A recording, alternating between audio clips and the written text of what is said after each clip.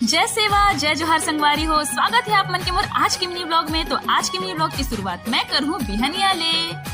तो आज बिहनिया जब मैं रंधनी कुरिया में घुस रेन तो मोर बड़े वाले फूफू दही मस्त गरम गरम रोटी बनाते रही सवे जी। और संग में मोर काकी है और पिसान सानत रही सवे। खबर की पहली के जो सनाए पिसान रही से वो तो पूरा खत्म हो गई रही सवे। तहले मस्त गरम गरम रोटी लखाए के बाद हमन पहुंचे खेत में बूता करे बस। तो संगवारी हो ए दे हमर नया खेत। ए मेरे पहले 3 ठन छोटे छोटे खेत रही से जेला अब ही एक ठन बना दे हन जी।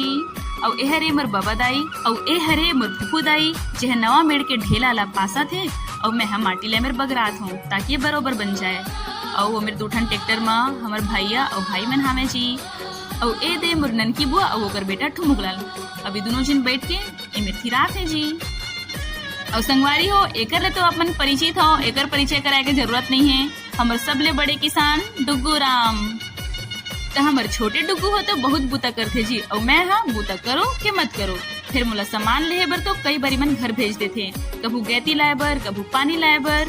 अब 3-4 का तो आना जाना कर लिए हो तो एक बार और चल रहे जी भात साग लेहे बर।